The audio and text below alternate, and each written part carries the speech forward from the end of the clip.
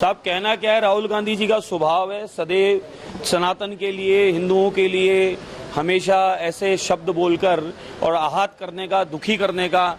उनको ये समझ नहीं है कि अगर राष्ट्र के प्रधानमंत्री के लिए भी कहा है तो प्रधानमंत्री संपूर्ण राष्ट्र के हैं। राहुल गांधी के भी प्रधानमंत्री है, मेरे भी प्रधानमंत्री है, पूरे राष्ट्र के प्रधानमंत्री है। प्रधानमंत्री के लिए भी कहा है तो गलत कहा है। और पूरे हिंदू समाज को उन्होंने जिस प्रकार से इंगित किया है, हिंदू समाज पर जिस प्रकार से हिंसा होने का, हिंदू का तो तात्पर्य यही है कि अहिंसा का पुजारी, यानी हिंसा से दूर रहना ये स्वभाव है। तो राहुल गांधी को भी क्या अभी समझ आई नहीं। आयु भले ही उनकी अधिक हो गई हो, लेकिन मुझे लगता है अभी समझ की कमी है। जिस प्रकार से अनगढ़ बयान देकर और जो वो कुछ भी बोल जाते हैं जिन्हें उन्हें समझ नहीं है। आप सोचें कि आप पूरे हिंदू समाज को, पूरे विश्व में हिंदू समाज जहां रहता है उस संपूर्ण हिंदू समाज को आप लोग हिंसा से जोड़ रहे हैं। जो हिंदू समाज चींटी के कण की चिंता करता है, हाथी के मण की भी चिंता करता है, सारे जगत की सुख की कामना करता है, पूरे जगत को अपना परिवार मानता है, वसुधैव कुटुंब का भाव रखता है, उसको आप इस प्रकार से कह रहे हैं। राहुल गांधी क्या है, अभी बौखलाए हुए हैं। तीसरी बार मोदी सरकार, और मोदी सरकार के नेतृत्व में ऐतिहासिक विकास के काम हो रहे हैं। और उसी नेतृत्व में हमारे राजस्थान में भाजपा की सरकार, मुख्यमंत्री भजनलाल शर्मा साहब की सरकार बन गई। जो काम 5 साल में नहीं हुए थे, 5 साल में नहीं हो पाते हैं, वो 5-6 महीने में आदरणीय मुख्यमंत्री महोदय ने कर दिए। ईआरसीपी से लेकर अनगिनत योजनाओं के लाभ पहुंच रहे हैं। एक साथ करोड़ों रुपए अकाउंटों में तुरंत पहुंच रहे हैं। तो जो विकास के काम हो रहे हैं उससे कहीं ना कहीं कांग्रेस और राहुल गांधी उनके मित्र बौखलाए हुए हैं। तो उनके पास और कुछ तो है नहीं, वो सदन को भटकाने के लिए इस प्रकार की मिथ्या फैलाते रहते। हाथरस की जो घटना हुई, क्योंकि बड़ा धार्मिक आयोजन था, किस तरह, क्योंकि 3 लोगों की मौत हो गई, किस तरह देखते हैं और क्या आगे से इस प्रकार की चीजें ना हो? बिल्कुल बहुत दुखद है।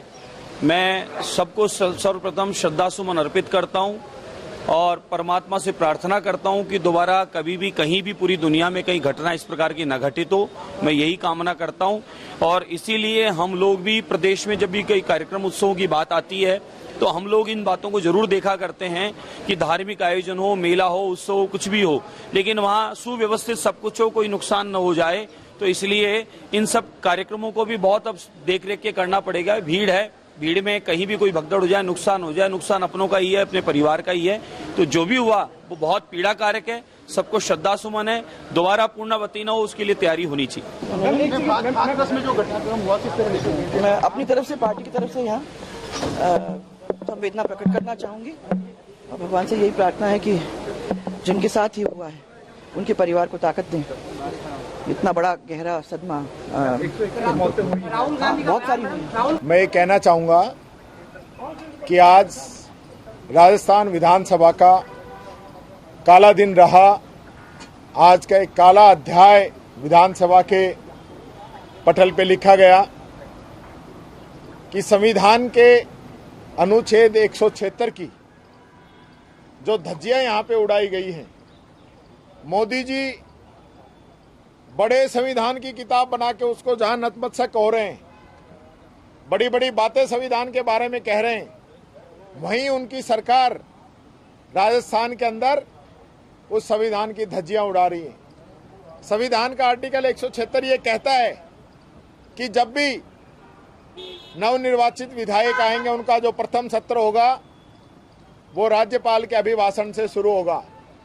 साथ ही वो आर्टिकल ये भी कहता है कि किसी भी वर्ष का जो प्रथम सत्र शुरू होगा वो भी राज्यपाल के अभिभाषण से शुरू होगा। आज सरकार ने जो पिछला जो सत्र हुआ है वो दिसंबर में शुरू किया है। दिसंबर में जो शुरू हुआ उसको स्थगित करके जनवरी के अंदर राज्यपाल महोदय का अभिभाषण करवाया गया, जो कि पुराने सत्र के अंदर ही काउंट होगा। उसको आप नया सत्र नहीं मान सकते। और सरकार ने भी कहा है कि ये दूसरा सत्र है इस सेशन का। तब दूसरा सत्र है तो पहला सत्र आपने कब बुलाया, वो डेट बता दीजिए। पहला सत्र लास्ट ईयर में इन्होंने 20 दिसंबर को बुलाया था और जिसका 7 मार्च को सत्रावसान हुआ।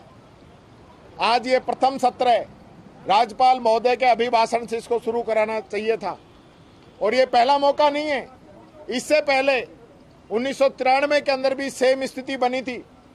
दिसंबर में सत्र बुलाया गया, जनवरी में राज्यपाल महोदय का अभिभाषण हुआ और फिर वापस जब दोबारा सत्र शुरू हुआ फरवरी के अंदर, तब फरवरी में फिर वापस राज्यपाल महोदय का अभिभाषण कराया गया।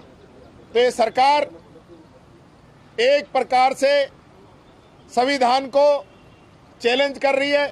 और मैं ये भी कहना चाहूँगा, संविधान को चैलेंज करने का अधिकार विधानसभा को भी नहीं है, विधानसभा अध्यक्ष को भी नहीं है, कानून मंत्री को भी नहीं है, सरकार को भी नहीं है।